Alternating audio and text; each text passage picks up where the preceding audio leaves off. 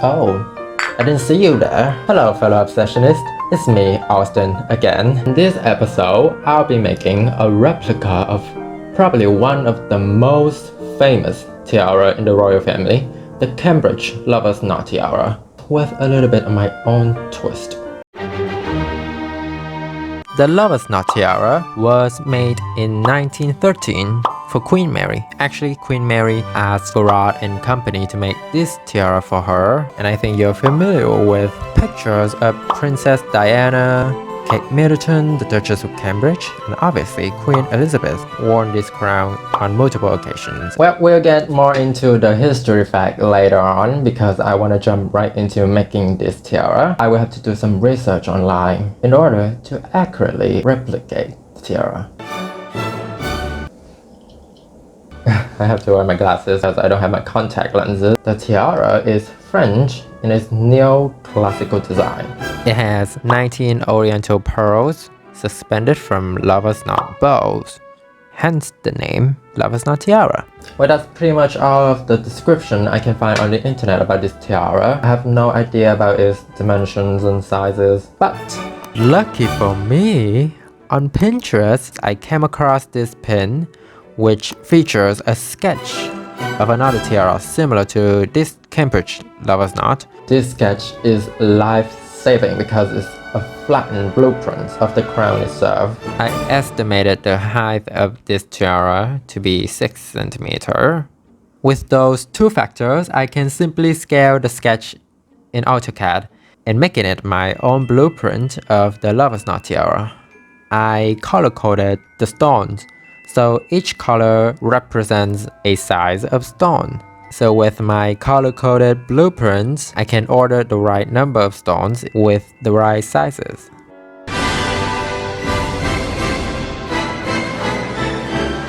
I'm starting with making these drop pendants. So right here I have an arrangement of pear drop emeralds. These are faceted stones, which mean they have these faces on the top of the stones, and then on the back is a pointed back. They are set in these metal bronze setting, and I got these on AliExpress. I will link all of the products that I use in the description box. If you want to search for these yourself, they are also called sew-on gemstone because they have these holes in the back of the bronze setting that you can thread your wire or your thread through it and sew it on your clothes.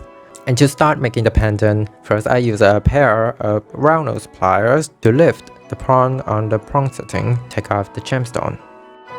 In order to attach them into the frame later, you're gonna use some head pins. So to make the eye pin, take your round nose pliers and you're gonna put the pointed end of the head pin on almost the tip of your round nose pliers, and you're just gonna bend the head pin into a loop like so, and then you take a flat nose pliers or a chain nose pliers to just bend that loop so that it's kind of look like a balloon. Now on the other end of the head pin, bend it into the J shape. And this is important, the eye pin should be perpendicular to the J.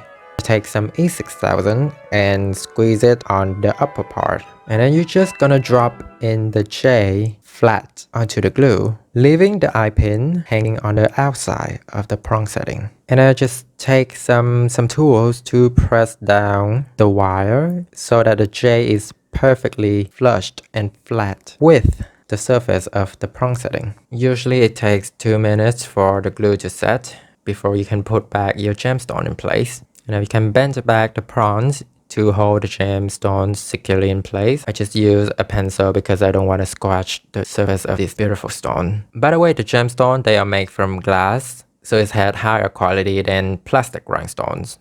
So I have in total 13 pendants for my tiara. I don't think I have that much patience to work through all 19 of the pendants. And hey, if you have leftover stones, you can make a matching necklace. So what I'm doing right here is the band of the crown, the foundation of every crown. And just like most of my crowns, this tiara has an adjustable band on the back of the tiara. Well, of course, I'm not gonna drag this video out too long because we have a lot ahead of us for this tiara. So, if you want to make the adjustable crown band for your project, you can click the I button right here in the corner of the screen to watch this video where I show you guys 3 different ways to make the adjustable crown band. Now that is out of the way, I will actually have to figure out how to construct this tiara. I have many options and sketches, and these are the final options. You can pause the video to take a closer look at these sketches. Before getting into the building of the frame, let's take a look at the blueprint. As you can see, even when the frame is flattened out, this bottom band of the tiara is an arc, which gives the tiara the flaring out shape once it is built. So I take some wire headband and I simply use my bare hand to stretch it out to shape the wire so that it matches the arc shape on the blueprint. It is ideal to do the adjusting from one end to the other, holding the finished section in place while working on the remaining length of the band. The channel's pliers are for shaping, and the heavy-duty clamp pliers are for holding it securely for the bending work. They are your best friends for this step. This tiara has a bunch of these U-shaped, sort of like a bunch of horseshoes running from the center towards the 2 ends. So I take a piece of coarse string to measure the perimeter of the U-shape. I use that as a ruler to cut out the exact length of the wire, and now I pretty much bending this piece of wire into the horseshoe and try my best to make sure that the wire match the U-shape on the blueprint. It took me a few horseshoes to finally get the hang of it, so I can properly instruct you through this step. So watch very closely and I'm already done. You will definitely have to mark the intersecting point of each of the U-shapes or their meeting point before you actually attach them together. Oh, meeting. When was the last time you ever had a meeting again? That was not through your computer or Google Meet or Zoom or your phone. Freaking cool. So to weld these U-shapes together into a frame, we're gonna do it with the wire wrapping method, which I have already done for 2 of these meeting points right here. You're gonna wrap the U-shaped where the wire of the 2 adjacent U's meet. Apply a bit of E6000 glue. This is actually not necessary for the structural work of your frame, but I still do it because it helps holding the pieces in place while I do the wire wrapping, so it's easier to handle. So take some 28 gauge wire and you're simply gonna wrap it around the wires, and the wires of the U's, not the wire that you're using to wrap. This is not as confusing as it is to speak out. Just wrap it, and after you finish, use your fingernails, or if you don't have fingernails, you can use something to push the wrapping tightly together. And I also like to wrap it a little bit further down the longer wire. And then use a channel pliers, doing this spinning while clamping motion so that you wouldn't end up with a poking wire.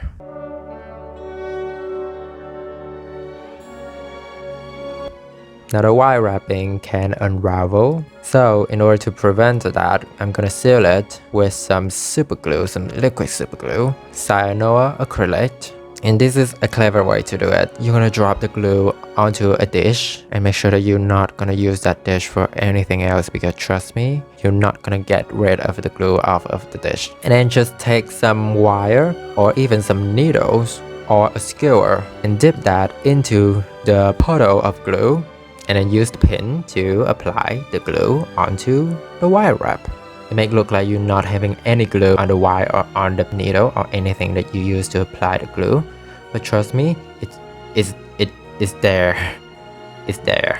And once the glue dried, you can clearly see that it turns cloudy and white. After the horseshoes frame is finished, I can go ahead and join it with the bottom band. You will have to bend the bottom band into a semicircle shape first, and make sure that it matches with the crown band that we made earlier.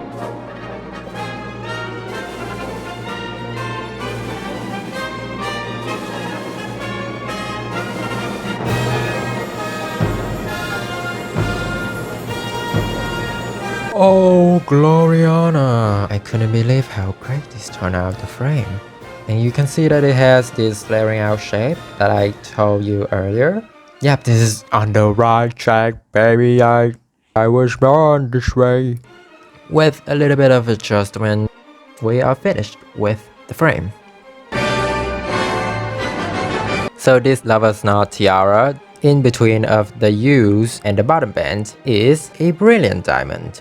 So I'm just gonna do the same thing with some brilliant diamond satin prawn setting that was actually just glass gemstones, and follow the size on the blueprint. I'm just gonna wire wrap it in place. So again, use your 28 gauge wire and thread it through the two top holes of the prawn setting, and then place it underneath the frame. And you're just gonna... I'm so sorry. To be honest, at the point of making this tiara, I'm not even exactly sure what I'm doing. As a crafter, you're pretty much experimenting until you find a solution that actually works. I think that's the crafter instinct, where you know exactly what you're doing, but you don't know what exactly is the thing that you're doing. So yeah, as I told you earlier a bunch of times, I'm a terrible teacher. So proceed at your own risk. Oh look, it's the Ravenclaw diadem that I dismantled. It broke earlier, and I'm not a fan of this crown, so I just take off the stones from it. Yeah, I don't have any 4mm and 7mm stones, so I just recycle. I think it's time to take a tea break from the crafting for more fun historic fact of this tiara. The year is 1818 when King George III's seventh son married a German bride, Princess Augusta. And at their wedding, one of the gifts is diamonds and pearls tiara in the shape of lover's knot. And because from the marriage, she became Duchess of Cambridge, and that's why the tiara is named Cambridge Lover's Knot.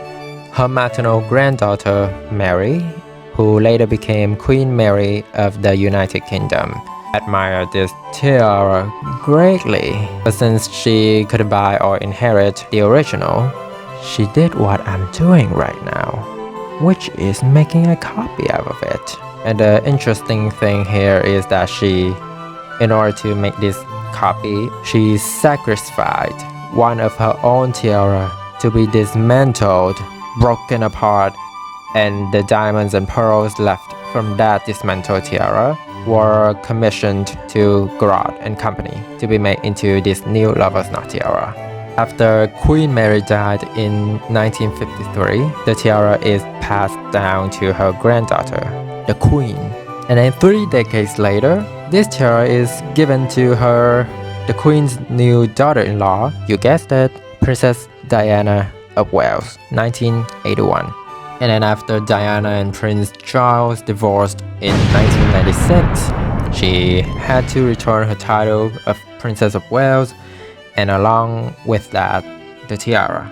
Yeah, she had to return all of that back to the Queen, because the tiara was an official gift to the Princess of Wales, the title, and thus not a personal gift. Sadly, she died in 1997 of a car crash. I'm pretty sure that all of you guys know about this. And this tiara was never seen in public again after her death, all the way until 2015, when it was finally worn by Kate Middleton publicly. So yeah, it's a new century of a new British princess who revived the trend of the lover's knot tiara. It's a new day, and with the bottom of the band fully encrusted in diamonds, we can now move on to threading the 2 brilliant diamonds on the top of the horseshoes. Before you bead your gemstone through the wire, add a little bit of E6000 glue onto the wire, so that once the glue sets, it will hold the diamond in place so that it wouldn't wiggle around and spinning around the wire, because you want a faceted face of the rhinestone to face in front, right? Boop. Oh yeah. Oh yeah, push it in. Oh yeah, oh yeah. Yeah. I'm sorry if you have this on full volume next to your parents. Take a piece of 20 gauge wire, the same length as the bottom band. And on the first end, you're going to use round nose pliers to create an eye pin. This eye pin will be inserted into the final wire at the end of the frame. And then mark the end and take a Sharpie to mark the center point of each segment inside of the U shape. That center point will be where the pendant's gonna be dropped. And now one by one, you're gonna thread your drop pendants onto the wire in the correct order, from smallest to largest in the center, and then again to the smallest. And so in order to hold the pendant in the right position so they're not gonna sliding around, again, you're gonna do the wire wrapping. So right next to the mark that you've made, you're gonna wire wrap it away from the mark. And I like to have about half a centimeter of wire wrapping before I cut off the excess wire with a flash cutter. And I'll take a flat nose pliers and you're gonna crimp the wire wrapping very hard, and that compression will make the wire wrapping stay securely in place. Compression, chest compression, chest compression, chest compression. Now you can finally slide the pendant right next to the wire wrapping, and you're gonna do another wire wrapping. Repeat the process next to the eye pin of the pendant. And make sure that you leave a little bit of gap so that the pendant can freely swinging. After that is finished, you can finally assemble this chain of pendants onto the frame of the tiara. And what I do right here is I alternating from having the wire in front of the frame and then in the back of the frame and then in the front of the frame again, because that way I create a tension and that helps keep the piece in place.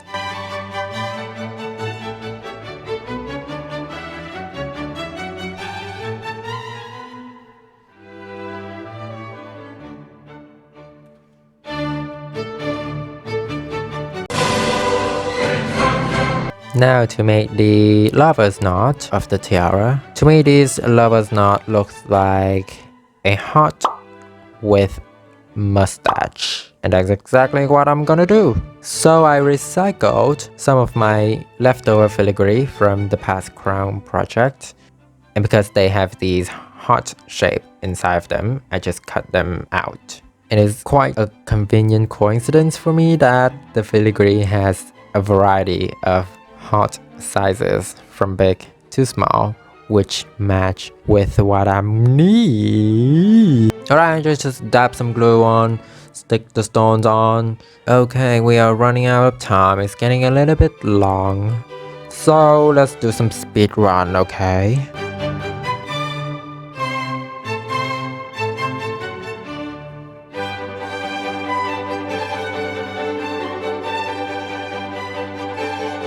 So there we go, we have 13 lover's knot pieces that are ready to be assembled into the frame.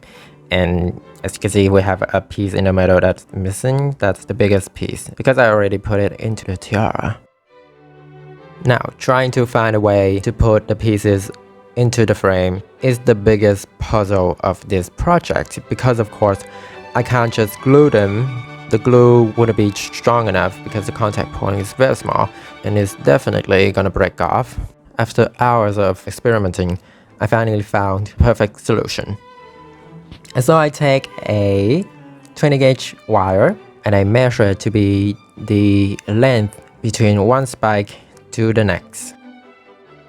And so then I thread it through the diamond on the piece and I bend it just a little bit so that I can easily insert the wire into each hole on the two opposite ends. And once it's inserted, I can use a pliers to bend the wire back straight, and that make the wire stay flushed inside of the prong setting. And now in order to make the piece stand upright, I take another piece of wire measure it so that it is almost the same exact distance between the two spikes. Then I made 2 loops on both ends of the wire.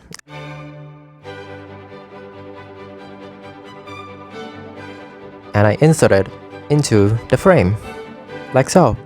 And that acts like a brace to keep the piece in place, because we have this brace in the back of the piece, and then we have the wire that go through the front of the piece, and these two together anchor the piece securely in its position.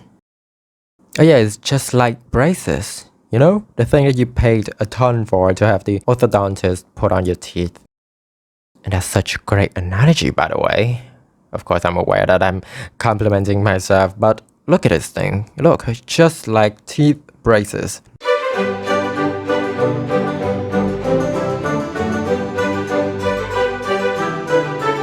The hardest part of making this tiara is already past, 80% finished. So now we can put the brilliant diamond onto the tip of the spike. The stones, they are spinning around the spike. So in order to anchor them in place, I just take a long piece of 28 gauge wire and I wrap it all the way from the bottom of the spike up to the mark that I made, and that is where the stone will sit. And before I put the diamond onto the spike, I take off the gemstone because I want to work on the inside of the prong setting. And so I just thread the wire through inside of the prong setting and wrapping it around the wire, you know, the spike of the frame, and trying to wrap it as much as you can because we want to really solidify. And as always, I put some glue onto the wire wrapping to further solidify it. And once that's done, we can finally put the gem back in place.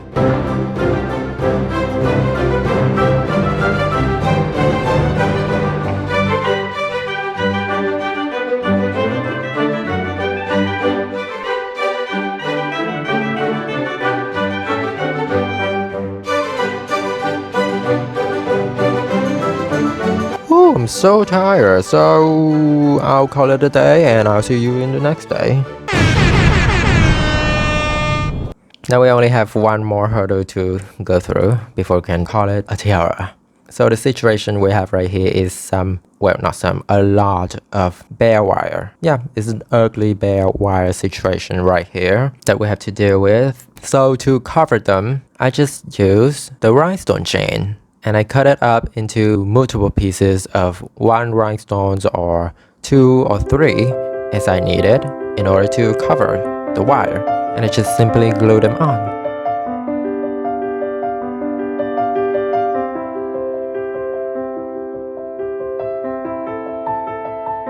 Some swipey, and there we go. It's time for the tiara review. There's a lot of mechanism and structural work that went into this tiara. Oh, and by the way, this piece is an audible tiara. Here, listen. It looks sparkling, and it also sounds sparkling. Hands down to the European jewelers, the original creator of the tiara. They are absolute genius. Huge respect to them for creating such meticulous pieces like this tiara, especially with the pendant mechanism.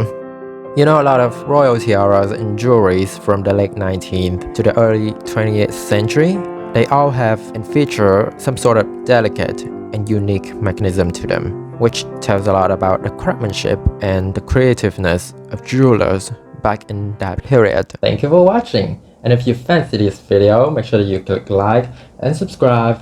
Click that subscribe button to join me. Join the obsessionist. And I'll see you in the next episode of The Crown Obsession and more fun DIY projects. Goodbye.